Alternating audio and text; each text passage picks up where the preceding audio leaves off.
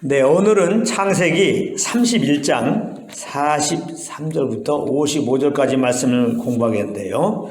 오늘 본문은 라반과 야곱이 상호 불가침 언약을 맺는 그런 내용입니다. 먼저 잠깐 지난주 말씀을 정리해 보겠는데요. 지난주 말씀은 라반이 야곱에게 선악간에 말하지 말라고 하시는 하나님의 말씀을 어기고 야곱의 잘못을 책망하면서 특히 야곱을 자기의 드라빔을 훔쳐간 도둑놈으로 몰다가 결국 야곱에게서 드라빔을 찾지 못하게 되었는데, 야곱은 그 기회를 틈타서 그동안 자기가 라반을 위해서 밤낮 수고한 것에 비해서 라반이 얼마나 자기에게 많은 해를 끼쳤는지 항의하면서, 그러나 하나님이 자기와 함께 하셔서 자기를 빈손으로 보내지 않으신 것이라고 말하는 내용이었습니다. 그런데 오늘 본문을 보면 라반은 이런 야곱의 항의에 대하여 그 양심이 가책을 받았다는 것을 알 수 있는데요. 그 증거가 무엇이냐? 야곱의 항의에 대하여 어떤 변명도 하지 않습니다. 야곱에 대하여 어떤 비난도 하지 않았다는 것입니다. 왜? 양심에 걸려서. 자, 그렇다면 라반은 그 자기 양심의 소리를 따라서 이렇게 말을 해야 되죠. 그래, 내가 잘못했다. 내가 욕심이 너무 과해서 그렇게 한 것이었는데 정말 잘못했다. 용서해다오. 이렇게 하면 되는데 라반은 이렇게 하지를 않았습니다. 사과를 하지 않았습니다. 그리고는 생각에 이런 침범을 받은 것입니다. 만약 내가 야곱에게 행한 이 부당한 일들로 인하여 야곱이 나에게 다시 찾아와서 내게 해를 가하면 어떻게 하지? 이런 침범을 받은 겁니다. 이런 침범을 받자 라반은 혹시 모를 야곱으로부터 당할 해를 피할 방책으로 야곱에게 언약을 맺자고 제안한 것입니다. 이게 자존심 강한 우리들의 모습이기도 한데요. 형제에게 잘못한 것 있으면 그냥 바로 잘못했다고 하면 다 끝날 일을 그 자존심 때문에 사과를 하지 않고 내가 잘못한 일로 인해 벌어질 일들에 대하여 여러 가지 침범을 받고 그 침범을 나름 해결하고자 골머리를 앓고 있다, 이 말입니다.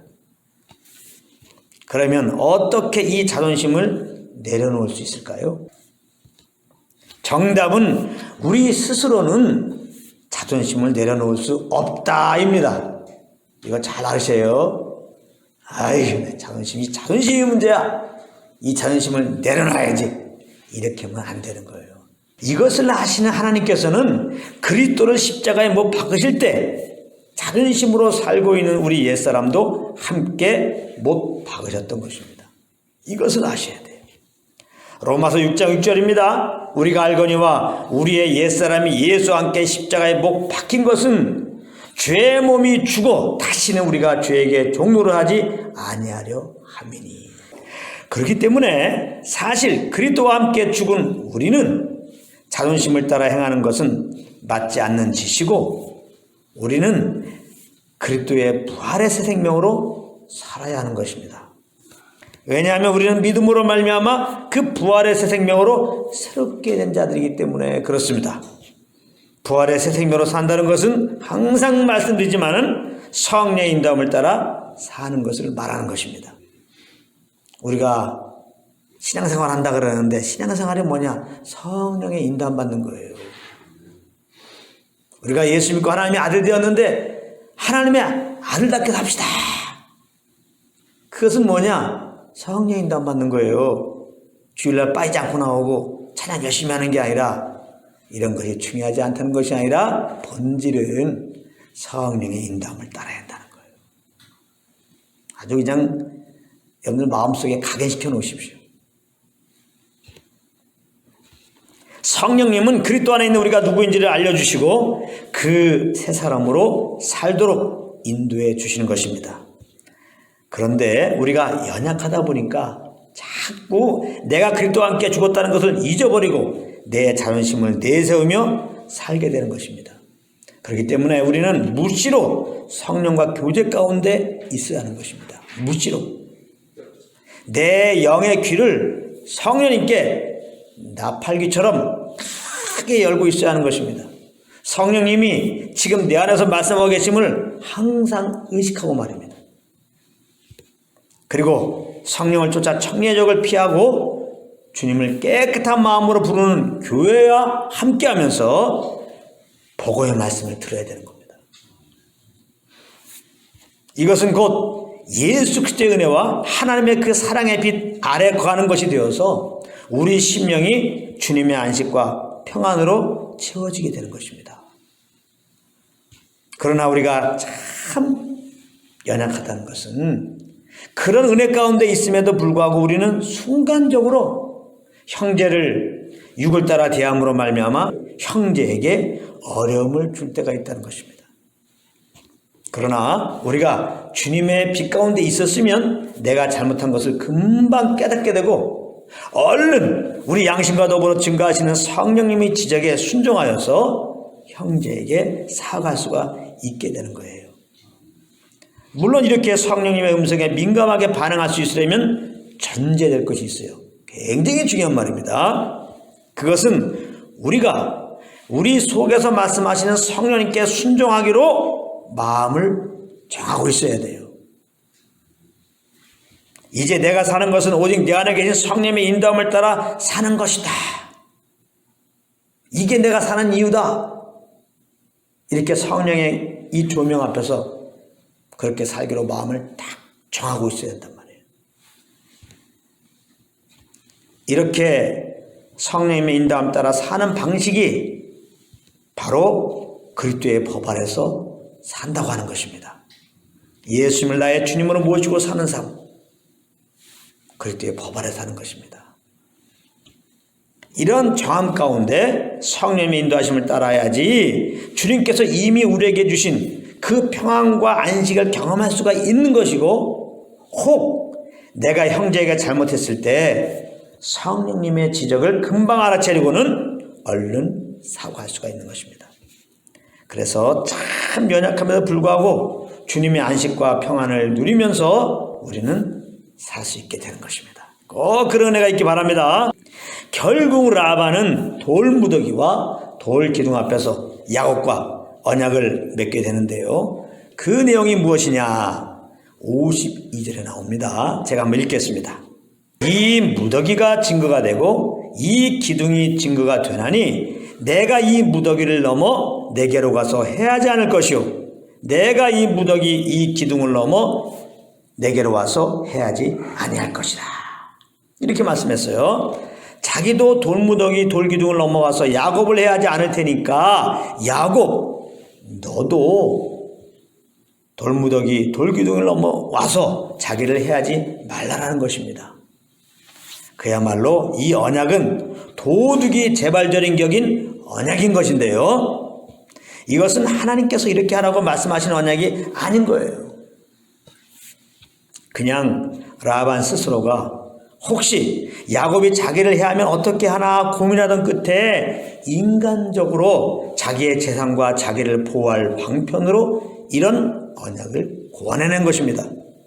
그런데 이렇게 라반은 자기의 재산과 자기의 목숨이 하나님께 달려있는 것이 아니라 자기 잔꾀에 달려있다고 생각하고 있으면서도 53절에 보면 라반은 야곱에게 마치 자기는 하나님을 의지하고 있는 자처럼 이런 말을 합니다. 아브라함의 하나님, 나홀의 하나님, 그들이 조상의 하나님은 우리 사이에 판단하옵소서 하며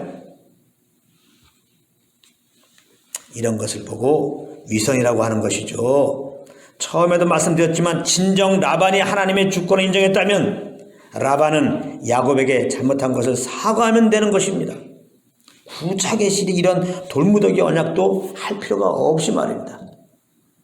그런데 그 양심을 통해 주시는 하나님의 음성을 무시하고는 겉으로는 하나님의 주권을 인정하는 듯한 발언을 지금 하고 있는 것입니다. 참 우리들의 삶을 보면 이런 요소들이 있죠. 입술로는 주님을 인정하는데 마음은 그렇지 않은 경우 말입니다. 그런데 라반이 언급한 하나님을 보면요, 라반의 영의 상태를 알 수 있는데요. 그동안 공부했지만 그는 르비딤을 의지하고 있었던 우상 숭배자였습니다. 53절을 다시 보면 라반이 언급한 하나님은 이렇습니다. 아브라함의 하나님, 잘 들으세요. 나홀의 하나님, 정말 잘 들으세요. 그들의 조상의 하나님, 이렇게 하나님을 언급했는데 여기 특별히 그들의 조상의 하나님에 집중하여 보십시오. 여기서 그들은 누구입니까? 아브라함과 나홀입니다. 그렇다면 아브라함과 나홀의 조상이 누구입니까? 데라입니다. 데라가 누구입니까? 갈대아 우르에서 다른 신 우상을 섬기던 자였다 이 말이에요. 여호수아 24장 2절은 이렇게 말합니다. 여호수아가 모든 백성에게 이르시되 이스라엘의 하나님 여호와께서 이같이 말씀하시기를 옛적에 너희의 조상들 곧 아브라함의 아버지 나홀의 아버지 데라가 강 저쪽에 거주하여 다른 신들을 섬겼으나, 이렇게 말씀하고 있습니다. 여기 보면 아브라함의 아버지 나홀의 아버지 데라가 강 저쪽에 거주하여 다른 신들을 섬겼다고 그랬습니다. 데라 우상 숭배자입니다. 그런데 라반은 아브라함과 나홀의 조상이 되는 그들의 조상의 하나님, 즉 데라의 하나님을 걸고 언약한 것입니다. 다른 신을 걸고 언약했다 이 말이에요. 라반의 영혼은 매우 혼돈 가운데 있었던 것이죠. 예수님을 구주로 영접하고 거듭나지 않은 자들은 그 영혼이 혼돈 가운데서 이렇게 라반처럼 자기에게 도움이 되는 신들이라고 생각되면 어려울 때 무조건 그 이름을 의지하고 부른다는 것입니다. 삼신 할머니도 불렀다가 절에도 갔다가 신령님도 찾았다가 점도 쳤다가 어떤 경우는 하나님도 부른다 이 말이에요. 그러나 이들이 부르는 하나님은 다른 신인 것입니다. 이들이 부르는 예수는 다른 예수인 것입니다. 지금부터 잘 들으시기 바랍니다. 자기 영혼 구원을 위해 부르는 예수가 아니고 자기 삶의 형통을 위해 부르는 예수이기 때문에 그렇습니다. 사실 성도들 중에도 다른 예수를 부르고 있는 분들이 많이 있습니다. 하나님은 겉모습을 보시는 것이 아니라 그 마음의 중심을 보시는데요.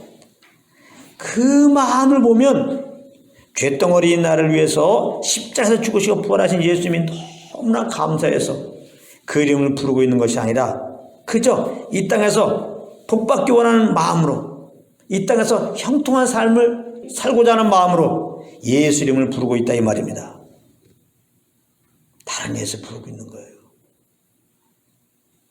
얼마나 안타까운 일인지 모릅니다. 그러면서 자기는 교회에 잘 참석해서 예수 이름을 꼬박꼬박 부르고 있으니까 주님을 잘 섬기고 있다고 또 착각을 하고 있다 이 말입니다.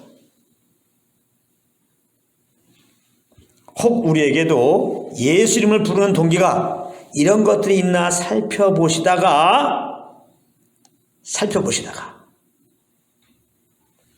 혹 발견된다면 이렇게 선포하십시오.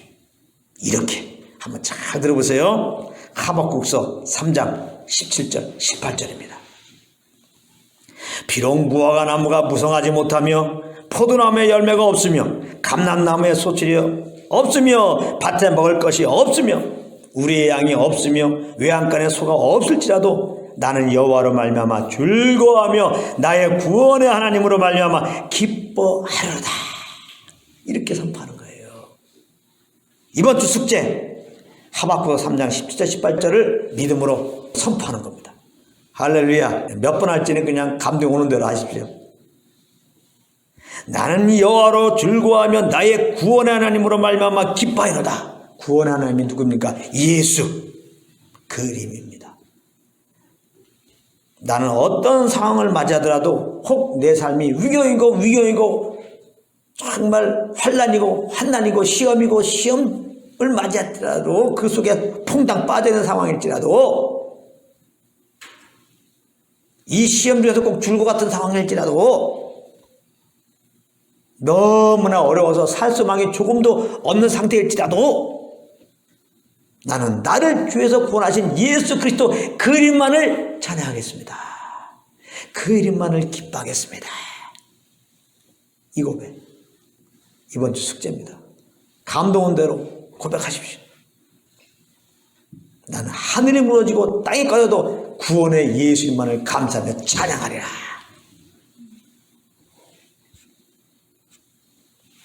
정말 중요한 고백이죠. 마땅히 고백할 고백이죠. 우리 주에서 구원받았잖아요. 이거 사실이잖아요. 내가 지금 환난 가운데 있는 것보다 더 큰 사실, 나는 주에서 구원받았어요. 내가 너무나 어려운 가운데 있는 것 사실, 더 사실은 주에서 구원받았어요. 사망에 이르지 않아요. 심판받지 않습니다. 우리는 반드시 부활하게 됩니다. 반드시 새하늘과 새 땅에 들어갑니다. 우리는 예수 믿음으로 지금 영원하신 거룩하신 하나님의 자녀가 된 거예요. 할렐루야. 그렇기 때문에 예수 믿고 구원받은 자들은 이렇게 나를 주에서 구원하신 그 예수 이름만 찬양해도 시간이 부족한 거예요. 그래요. 우리가 눌려가지고 잠깐 세상에 한눈 파는 바람에 베드로처럼 하나님의 그 은혜를 힘입어서 능력으로 바다 위를 잘 지나가다가 그냥 파도를 보고 바람을 보다가 빠진 것처럼 말이죠.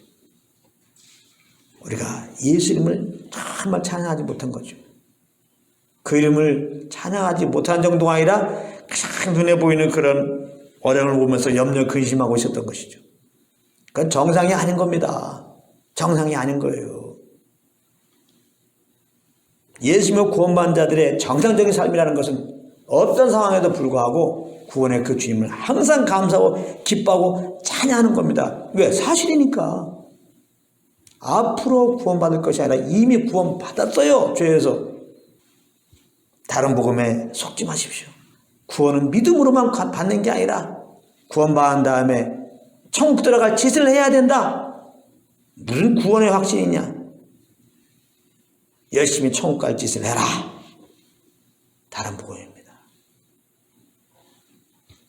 그러므로 한 번 구원은 영원한 구원이라고 하면 안 된다. 그것은 성도들을 타락시키는 것이다. 한 번 구원은 영원한 구원이 아니다. 한 번 믿음으로 구원받은 사람은 영원한 구원에 이르도록 똑바로 사는 그것이 있어야 된다. 그래서 똑바로 살면 천국 가는 것이고 똑바로 살지 못하는 것이 계속 있으면 구원 취소다. 하나님은 지옥불에 던다.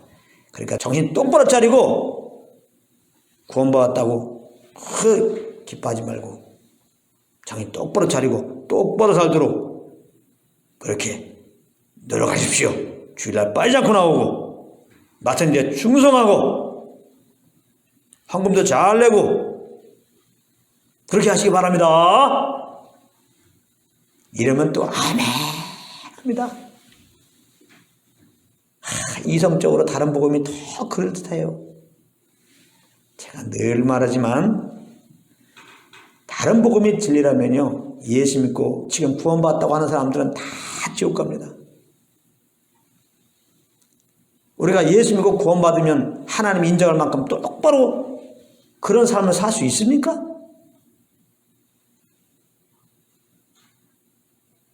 예수 믿기 전에는 예수 믿지 않았으니까 율법을 못 지켜. 예수 믿은 다음에는 예수 믿었으니까 율법을 다 지킬 수 있는 존재가 됩니까? 예수 믿기 전이나 예수 믿은 후나 우리는 똑같이 연약한 존재예요. 우리 힘으로는 하나님의 거룩한 율법을 지킬 수가 없는 거예요. 그래서 율법을 주신 것은 지키자고 주신 것이 아니라 이걸 통해서 우리가 죄덩이다. 우리의 죄덩이를 알게 하시려고 그걸 주신 것이고 내가 정말 죄인인 것을 알게 되면 어떻게 됩니까? 구원의 필요성을 알고 구원의 예수께 나올 거 아니에요. 구원의 예수께 나오라고 율법을 주신 거예요. 그래서 예수께 나와서 회개하고 예수 믿고 구원받았어요. 그러면 영원히 의롭다면 얻은 거예요. 할렐루야. 예수 믿고 구원받는 우리에게 의롭다고 하신 것은 율법을 다 지킨 것으로 간주하는 겁니다. 그런데 예수 믿고 구원받은 다음에 또 우리의 행위로 율법의 의를 얻어야 천국 간다고? 예수 믿고 구원받은 다음에 율법을 잘 지켜야 된다고? 제가 율법을 무시하는 게 아니죠. 율법은 우리가 무시한다고 없어지는 게 아니에요. 율법은 폐해질 게 아니란 말이에요. 하나의 법이니까. 우리 믿는 자들도 율법을 항상 공부해야 돼요. 그래야지 우리가 잘못된 길로 갈 때 이게 잘못된 길로 가는구나 알 거 아닙니까? 그러나 율법에 매이면 안 돼요. 다시 말하면 하나님의 계명을 내가 지키려고 하면 안 된단 말이에요. 그럼 100% 실패입니다. 율법을 지켜서 내가 하나님께 인정받으려고 하면 할수록 율법을 못 지키니까 그만큼 정죄가 당신에게는 크게 찾아오는 겁니다. 율법에 매이면 안 되는 겁니다. 우리는 예수 그리스도의 복음에 매여야 되는 겁니다. 예수의 그리스도의 복음은 십자가에 죽으시고 부활하신 예수를 믿으면 영원히 구원받았다는 거예요. 그리고 구원받은 자로서 하나님의 거룩한 자녀로서 그렇게 살게 하시려고, 그래요, 온전히 주님을 섬기게 하시려고 성령을 보내주셨다는 겁니다. 그래서 이제는 그 성령과 교통 속에서 그분의 인도함을 따라 살려고 하는 게 복음이에요. 성령님은 진리의 영입니다. 절대 진리를 넘어서서 인도하지 않아요. 절대 율법 계명에 있는 하나님의 말씀을 초월해서 인도하지 않습니다. 내가 율법을 지키려고 하면 100% 실패하지만은 내가 성령과 교통 속에서 예수 그리스도와 하나님의 사랑을 알고 그 사랑의 기운 따라서 자원함으로 성령님이 주시는 대로 우리가 생각하고 말하고 행하면 그것이 율법의 요구를 이루어지는 삶이 되는 겁니다. 할렐루야. 율법의 계명이 결국 요구하는 것은 사랑을 하는 거예요. 우리가 성령의 인도함을 받으면 성령님은 주님께서 우리에게 베푼 그 사랑을 알려주시고 그 사랑을 따라 행하는 거기 때문에 형제를 사랑하는 열매를 맺게 되는 것입니다. 이거를 잘 하셔야 돼요. 오늘 본문 53절에 그 말미에 보면 라반과 달리 야곱은 하나님을 그의 아버지 이삭이 경외하는 일을 가리켜 맹세하였다고 말씀하고 있습니다. 야곱은 자기에게 언약을 주시고 그 언약을 지키시는 하나님의 이름으로 맹세를 하고는 54절에 보면은 산에 가서 제사를 드립니다. 이 제사는 무슨 제사였겠습니까? 라반의 위협에서 구해주신 것에 대하여 감사하는 감사 제사였던 것이죠. 야곱 입장에서는 라반 집에서 도망쳐 나올 때 얼마나 불안했겠습니까? 라반의 그 탐욕을 익히 알고 있는데 말없이 도망치듯 그 집을 나왔으니 분명 자기를 잡으러 오겠고 그러면 어떤 애를 받을지 모르는 것이니까 야곱의 마음은 몹시 불안했을 것입니다. 그런데 라반이 와가지고 하나님이 자기에게 선악간에 말하지 말라라고 하셨다고 하면서 이렇게 상호 불가침 언약을 체결하자고 하여서 그 언약을 체결하였으니까 야곱은 그 마음이 놓이면서 이렇게 주님께 감사의 제사를 드린 것입니다. 라반의 위협에서 지켜주신 하나님 아버지, 보여주신 하나님 감사합니다. 감사합니다.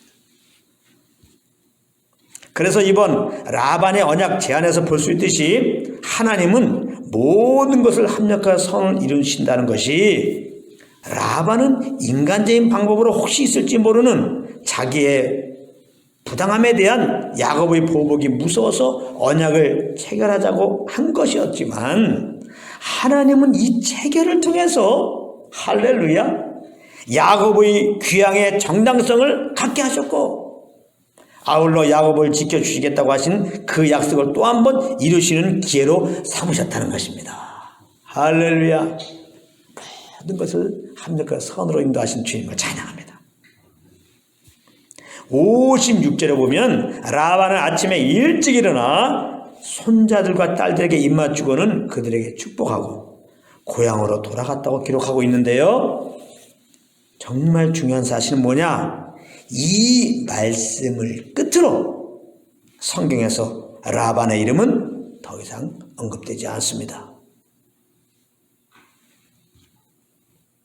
그러므로 여기서 라반이 고향으로 돌아갔다는 말 속에는 라반은 끝내 자기 탐욕의 길로 갔다는 의미가 숨겨져 있는 것입니다. 끝내 자기 꾀로 사는 삶을 택하여 갔다는 것입니다. 어떻게 보면 야곱의 도망과 꿈속에서 들려주신 하나님의 말씀, 그리고 야곱의 항의 통해서 자신의 잘못됨을 돌아보고 이제는 진정 자기가 가던 길을 멈추고 하나님의 길로 가라는 하나님의 신호가 있었지만 라반은 그 신호를 무시하고 여전히 자기 배를 위한 길을 택하여 갔다는 것입니다. 이런 삶을 보고 전도서는 이렇게 표현합니다. 전도서 1장 2절 3절입니다. 전도자가 가로되 헛되고 헛되며 헛되고 헛되니 모든 것이 헛되도다. 해 아래서 수고하는 모든 수고가 사람에게 무엇이 유익한고? 유익한 거 아무것도 없다. 이거죠. 헛된 것이다. 헛된 삶이다. 우리의 지혜로 사는 거, 우리의 꾀로 사는 거, 내 탐욕 따라 사는 거, 정욕 따라 사는 거, 눈에 보이는 것 따라 사는 거. 하나님께서는 우리로 이 헛된 길을 버리고 하나님을 아는 생명의 풍성함을 누리며 사는 길에 우리를 두시기 위하여 성령으로 우리와 함께하고 계신 것입니다. 주무시도 쉬지 아니하시고 지금 우리 안에서 말씀하고 계신 것입니다. 이렇게 예수 이름 모일 때마다 이곳에 임하셔서 우리에게 말씀을 주고 계신 것입니다. 그러므로 늘 성령과 동행함으로 이 헛된 삶을 벗어버리고 이 헛된 삶을 떠나서 날마다 주님을 더 알므로 주님을 더 사모하고 하나님이 약속하여 주신 새 하늘과 새 땅을 소망하면서 어떤 상황에서도 오직 우리 주 예수 그리스도 그 이름만을 찬양하며 감사하며 자랑하며 선포하며 사시는 여러분들이 되시기를 우리 주 예수 그리스도 이름으로 축복합니다.